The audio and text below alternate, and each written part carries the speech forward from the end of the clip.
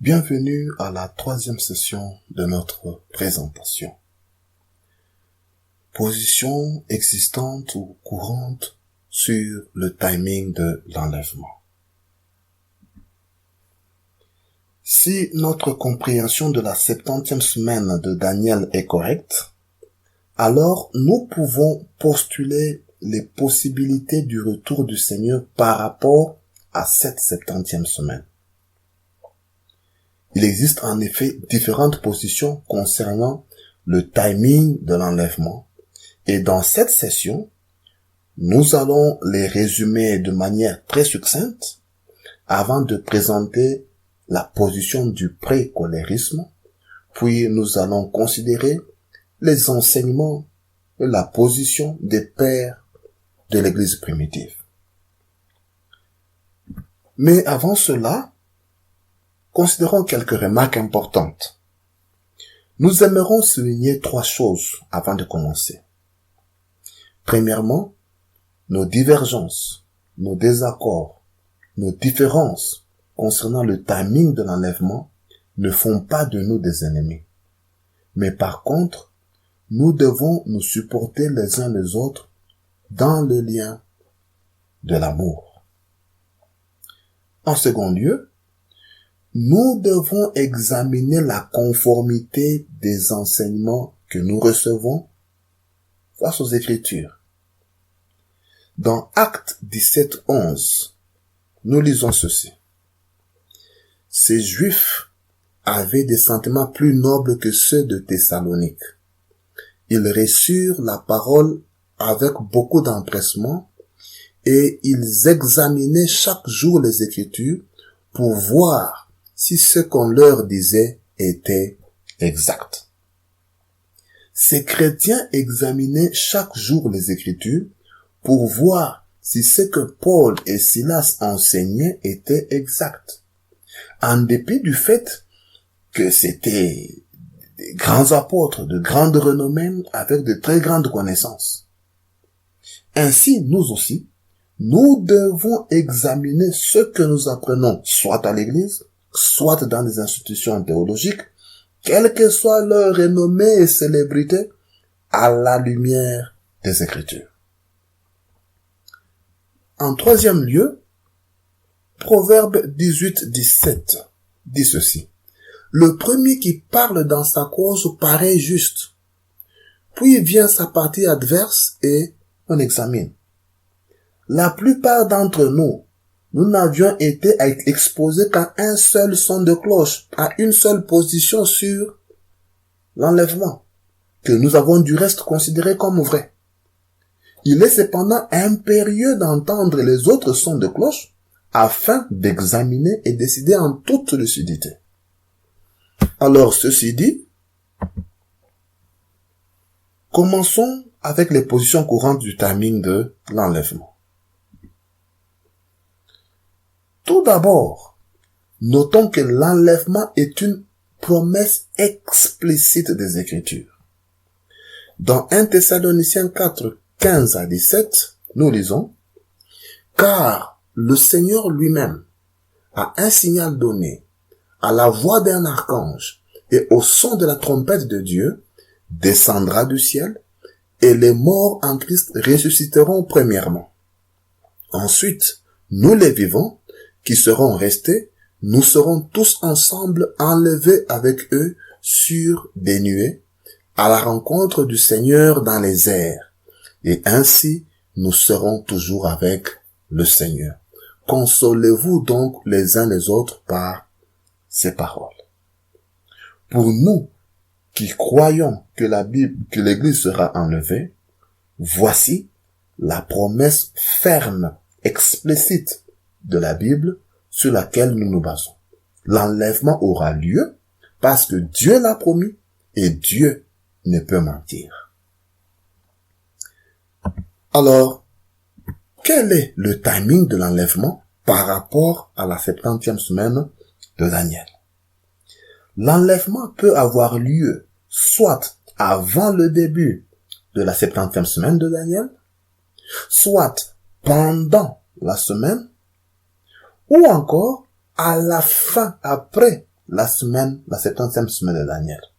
Voilà les trois possibilités. Le Seigneur reviendra soit avant que la semaine de Daniel ne commence, soit pendant la semaine, soit encore après qu'elle soit terminée. On parle ainsi alors de pré-tribulationnisme, mid-tribulationnisme et post-tribulationnisme. Quelques points communs. Alors que ce soit ceux qui pensent que l'enlèvement aura lieu avant la 70e semaine, ou pendant, ou même après la 70e semaine, quelle que soit la position adoptée, il y a quelques points communs sur lesquels tout le monde s'accorde. Et le premier point, c'est que l'Église sera enlevée. Tout le monde croit que l'Église sera enlevée, comme nous l'avions lu dans 1 Thessaloniciens 4, 16 à 17, que nous relisons encore.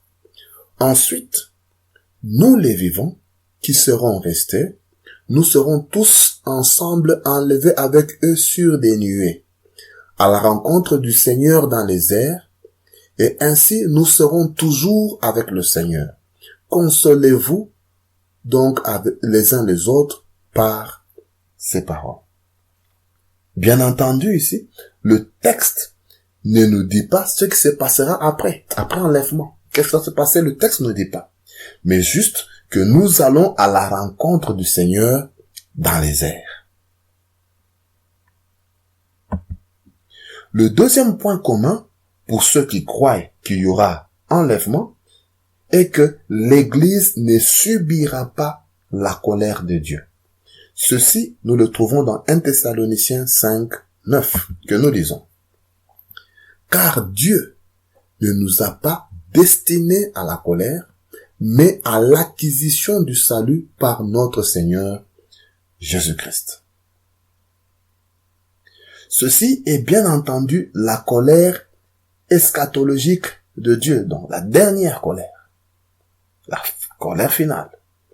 Dieu nous épargne de sa colère temporaire maintenant, mais il nous promet aussi que nous n'allons pas endurer la dernière expression de sa colère, celle destinée à détruire les méchants avant l'établissement du royaume messianique physique sur terre, c'est-à-dire le millénium. Voilà quelques points communs. Alors, commençons avec notre première position, le pré-tribulationnisme. Ce point de vue du pré-tribulationnisme a été formulé au XIXe siècle. Selon ce point de vue, donc les défenseurs de ce point de vue enseignent que l'Église est enlevée avant la 70e semaine de Daniel. Combien de temps avant? Cela n'est pas défini. Certains pensent que l'enlèvement aura lieu plusieurs années avant. D'autres juste quelques jours avant. Et d'autres encore que la 70e semaine commencera immédiatement après que l'Église soit retirée de la terre. Il n'y a donc pas de consensus à ce sujet parmi les pré-tribulationnistes. Troisièmement, selon les pré-tribulationnistes, les saints enlevés vont à la rencontre du Seigneur dans les airs et continuent avec lui jusqu'au trône de Dieu au ciel, où ils vont rester jusqu'à ce que le Seigneur revienne dans ce qu'ils appellent la vraie deuxième venue, lorsque ses pieds fouleront la terre à la fin de la 70e semaine de Daniel.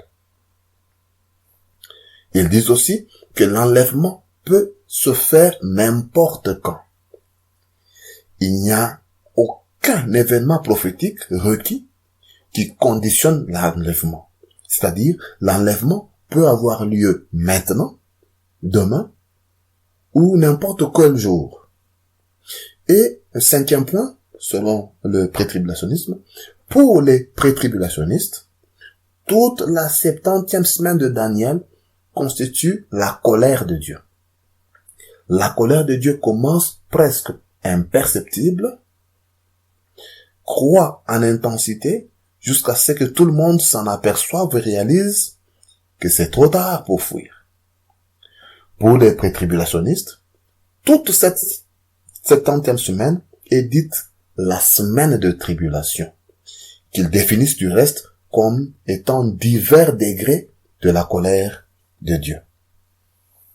Ce sont là les points principaux qui forment la base du pré-tribulationnisme. Il y a certes des petites variantes, nous n'allons pas entrer dans ces variantes-là. Ce point de vue, c'est-à-dire le pré-tribulationnisme, est le plus répandu actuellement dans le monde chrétien. Voici comment nous allons le représenter. L'étoile représente l'enlèvement qui a lieu avant le début de la 70e semaine. Remarquez le point d'interrogation dans l'étoile pour dire que personne ne connaît ni le jour ni l'heure. Et après l'enlèvement, s'ensuit la colère de Dieu qui va croissant et culmine à la fin de la 70e semaine. Notre deuxième position, le mid-tribulationnisme. Cette position a été formulée au XXe siècle. Selon cette position, l'Église est enlevée au milieu de la 70e semaine de Daniel. Les saints enlevés rencontrent le Christ dans les airs et continuent aussi jusqu'au trône de Dieu au ciel. Quatrièmement, seule la deuxième moitié de la 70e semaine de Daniel constitue la colère de Dieu selon cette position-ci. Donc, dans ce point de vue, il y a quelques distinctions importantes. Premièrement, ils disent que l'enlèvement se produit exactement au milieu de la 70e semaine. Et deuxièmement, ils affirment que seule la deuxième moitié de la semaine constitue la colère de Dieu. La première moitié étant l'expression de la colère de l'homme.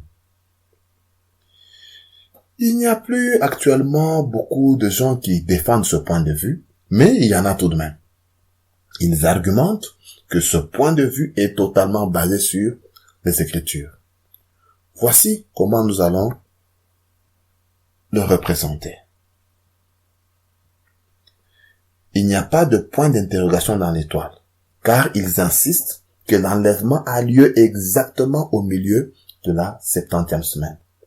La colère de Dieu commence juste après l'enlèvement et continue jusqu'à la fin de cette 70e semaine. Notre troisième position, le post-tribulationnisme. Cette position a été formulée, tire ses origines au 1er siècle dans le prémillénialisme historique. Pour cette position, donc pour le post-tribulationnisme, l'Église est enlevée à la fin de la 70e semaine de Daniel. Alors pour eux, les saints enlevés vont à la rencontre de Christ dans les airs et reviennent immédiatement avec Christ sur terre pour détruire l'Antéchrist et son armée à la bataille d'Armageddon. Alors les post-tribulationnistes insistent que l'Église est protégée à travers la colère de Dieu, mais elle n'est pas retirée de la colère de Dieu. Ce sont là les points principaux qui forment le post-tribulationnisme. Et voici comment nous allons le représenter. La colère de Dieu commence vers le milieu de la semaine, de façon presque imperceptible, et croît en intensité jusqu'à ce que tout le monde s'en aperçoive. Alors, l'enlèvement se produit, les saints rencontrent le Seigneur dans les airs et redescendent sur terre avec lui. S'ensuit la bataille finale d'Armageddon, le Seigneur l'emporte, les méchants sont ôtés de la terre et le millénium commence. Bien entendu, nous avons simplifié les différentes positions du timing de l'enlèvement pour ne présenter que les points saillants de ces positions.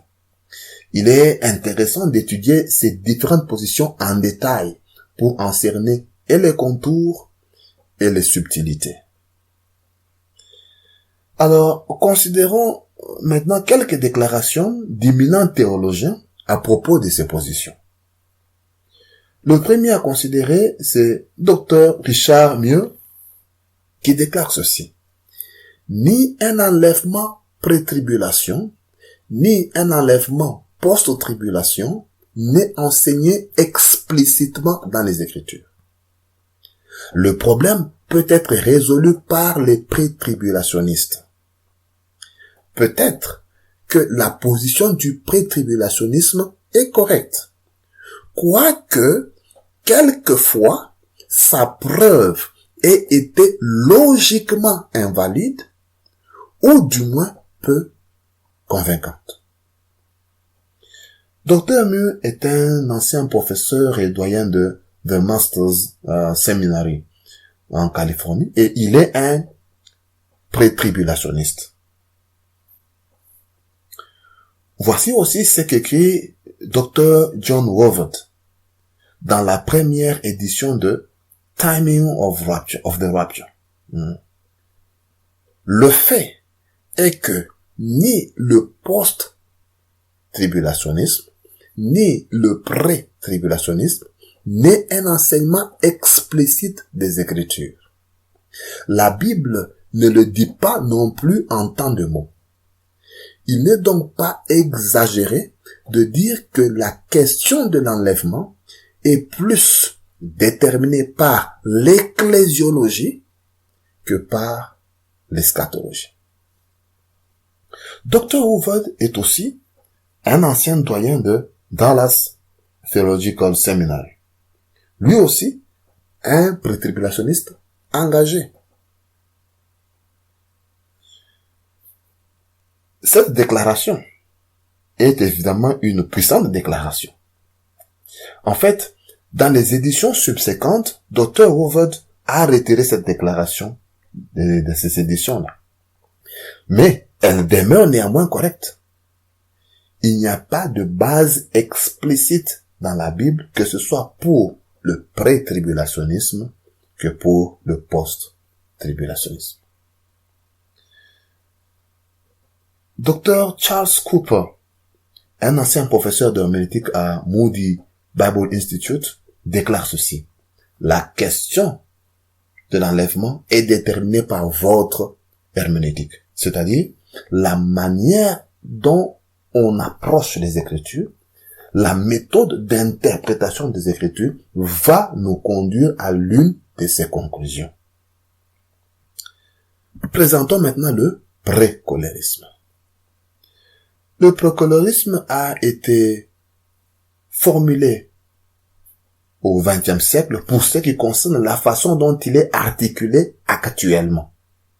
Mais ses fondements remontent au prémillénialisme historique avant 325 après Jésus-Christ, c'est-à-dire avant le concile de Nicée.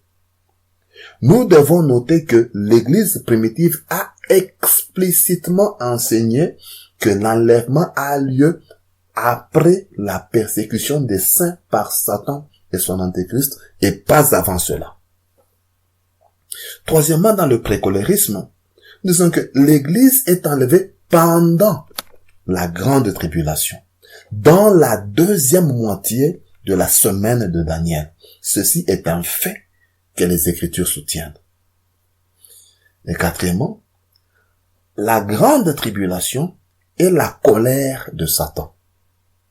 Le jour du Seigneur qui vient après l'enlèvement est la colère de Dieu. On établit une différence fondamentale entre l'expression de la colère de Dieu et celle de la colère de Satan avec son antéchrist. Et cela se trouve bel et bien dans les Écritures. Cinquièmement, ainsi, à l'enlèvement, les élus de Dieu sont secourus de la colère de Satan et les méchants seront détruits par la colère de Dieu. L'expression de la colère de Dieu et celles de la colère de Satan sont sans égal dans leur essence et intensité. Il n'y en a point eu de pareil avant et il n'y en aura pas après. Cette vérité, bien soulignée dans les Écritures, fait que plusieurs tendent à confondre les deux expressions. La grande tribulation est l'expression de la colère de Satan contre les saints, contre ceux qui gardent le commandement de Jésus. Alors que le jour du Seigneur est l'expression de la colère de Dieu contre les méchants et les injustes. Les deux persécutions sont sans pareil en intensité et en sévérité, mais ont différents exécuteurs et différents sujets. Si on minimise ces différences, on aboutit facilement à des conclusions erronées. Voici comment nous allons représenter cette position. La colère de Satan commence au milieu de la semaine, c'est-à-dire avec la grande tribulation, sous le règne de l'Antéchrist, mais elle ne va pas continuer jusqu'à la fin de la semaine, car elle est abrégée, selon la promesse de Dieu, par l'enlèvement, et alors la colère de Dieu commence à s'abattre sur les méchants. Notez qu'il y a un point d'interrogation dans l'étoile pour dire que nous ne savons pas quand l'enlèvement a lieu. Nous savons que c'est après le milieu de la semaine, mais pas avant la fin de la semaine. Ce n'est pas nécessairement au milieu de la deuxième moitié, comme quelqu'un pourrait conclure à partir de cette représentation unidimensionnelle. Nous ne savons pas si c'est beaucoup plus proche du milieu de la semaine ou c'est beaucoup plus vers la fin de la semaine.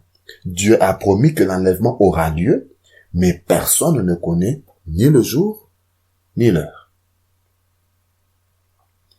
Alors, en considérant attentivement cette représentation, on peut voir que le pré-colérisme fait la synthèse du pré-tribulationnisme, mid-tribulationnisme et post-tribulationnisme en prenant les fondements bibliques explicites de chacune de ces trois positions, c'est-à-dire en prenant les points positifs de chaque position et en délaissant leurs erreurs respectives. Cela nous donne le pré-colérisme. Ceci est très important. Nous croyons que cette position est biblique, que l'on peut le prouver, et qu'elle a une base biblique explicite qui ne peut être niée. Alors le reste de la présentation consistera à prouver bibliquement ce fait. Mais avant cela, considérons d'abord ce que les pères de l'Église primitive ont enseigné. Dr. Larry V. Crutchfield écrit ceci. À quelques exceptions près, les pères prémillénaires de l'Église primitive croyaient qu'ils vivaient dans les derniers temps. Ainsi, ils attendaient quotidiennement le retour du Seigneur. Même la plupart de ceux qui ont cherché l'Antéchrist avant le deuxième avènement voyaient cet événement comme se produisant soudainement, suivi par le secours et l'enlèvement des saints.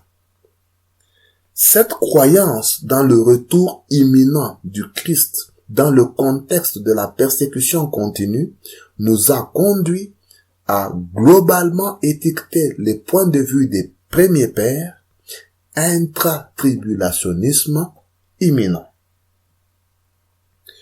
Dr. V. Crutchfield est un pré-tribulationniste très engagé. Mais il est aussi un expert des pères de l'Église primitive. Ses études sur les pères de l'Église primitive l'ont conduit à la conclusion que la meilleure façon de décrire le point de vue de ces premiers pères est l'intra-tribulationnisme imminent. C'est-à-dire, une fois que la 70e semaine commence, une fois qu'on est dans la 70e semaine, et qu'on est dans la tribulation, l'enlèvement devient imminent. Ceci est exactement ce que le précolérisme enseigne. Nous croyons que le retour de Christ est en effet imminent une fois que la persécution par Satan et l'Antéchrist commence. Le Seigneur viendra pendant la persécution des justes par Satan pour les délivrer de sa main par l'enlèvement, mettant ainsi fin à la tribulation. Ceci est très important car ça correspond à ce que la Bible enseigne explicitement. Nous croyons que la conclusion de Crashfield est correcte, qu'elle corrobore ce que les Écritures enseignent et que le précolérisme représente le mieux cet enseignement de la Bible. Alors, voilà donc ce que Crashfield a résumé de son étude. Mais considérons quand même les points de vue de quelques premiers pères, juste pour illustration. Nous commençons avec Justin Martyr et c'est entre 100 et 168 après Jésus-Christ. Voici ce qu'il écrit. L'homme d'apostasie, c'est-à-dire l'Antéchrist, osera faire des actes illégaux sur la terre contre nous, les chrétiens. Il dit que les chrétiens seront encore sur terre lorsque l'Antéchrist apparaîtra et qu'il s'en prendra aux chrétiens. Le pasteur d'Hermas, il écrit ceci. Ceux donc qui persévèrent et sont soumis au feu seront purifiés grâce à lui. C'est pourquoi ne cessez pas de dire ces choses aux oreilles de saints. Ceci est donc le type de la grande tribulation à venir. Le pasteur Hermas prêchait que la tribulation était encore à venir. Donc, quand il prêchait ces choses, l'Église traversait une très grande persécution et les gens pensaient c'était déjà la grande tribulation. Alors, il leur disait que non, la grande tribulation est encore à venir et que les croyants seront persécutés dans la grande tribulation. Irénée, c'est entre 140 et 200 après Jésus-Christ. Il dit ceci, et ils, c'est-à-dire les 10 rois, donneront leur royaume à la bête et mettront l'Église en fuite.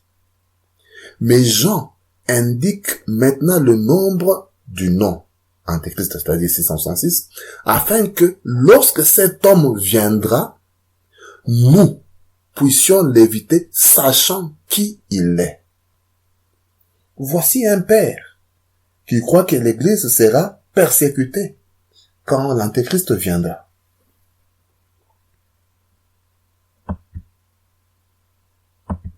Hippolyte, c'est peut-être un des meilleurs pères à considérer. Au début de sa vie, il a été un historien. Il a rassemblé des écrits des pères de l'Église concernant l'interprétation des Écritures. Et en particulier, nous avons un premier commentaire du livre de Daniel, écrit de sa main. Mais aussi un livre montrant les enseignements que l'Église acceptait ou jugeait corrects. Ces écrits sont disponibles encore de nos jours. Plus tard, il abandonnera la foi. Mais précédemment, comme un bon sténographe, il a écrit ce que l'Église acceptait comme étant la vraie doctrine. Voici ce qu'il écrit. Maintenant, concernant la tribulation de la persécution qui doit s'abattre sur l'Église de la part de l'adversaire, en parlant de l'Antéchrist et de sa persécution des saints, cela se réfère aux 1260 jours, c'est-à-dire la moitié de la semaine, pendant laquelle le tyran doit régner et persécuter l'Église.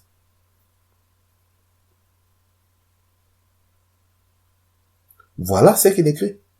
Que l'Église croyait et acceptait comme étant vrai concernant la tribulation.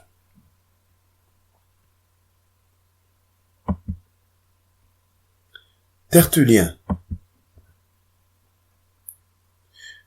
Il écrit ceci, que la bête antéchrist avec son faux prophète puisse faire la guerre à l'église de Dieu.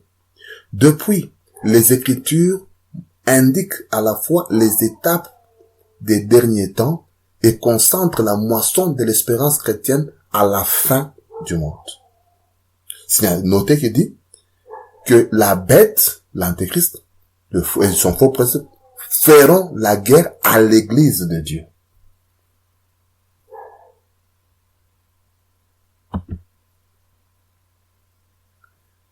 Le Didaché, dans les enseignements des 12 apôtres, le Didaché est peut-être le plus important document de l'église primitive qui soit disponible en dehors des Écritures. En effet, le Didaché était considéré comme faisant partie du canon des Écritures pendant des années avant d'en être retiré.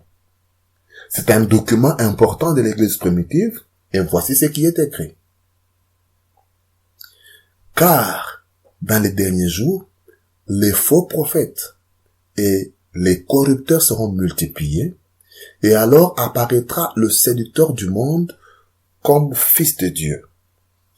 Il fera des signes et des prodiges, et la terre sera livrée entre ses mains. Et il fera des choses iniques qui ne sont pas encore arrivées depuis le commencement. Et alors apparaîtront les signes de la vérité. Premièrement, le signe d'une diffusion dans le ciel, puis le son de la trompette, et troisièmement, la résurrection des morts. Mais pas de tous. Mais comme il est dit, le Seigneur viendra et tous ses saints avec lui. Alors, le monde verra le Seigneur venir sur les nuées du ciel. On peut voir que la séquence de la succession des événements décrits ici correspond à la description donnée dans le sermon sur la montagne des Oliviers dans Matthieu 24. Voilà quelques pères, et il y en a beaucoup d'autres, et aucun d'eux ne dit que l'enlèvement aura lieu avant la persécution des saints, avant la tribulation. Aucun.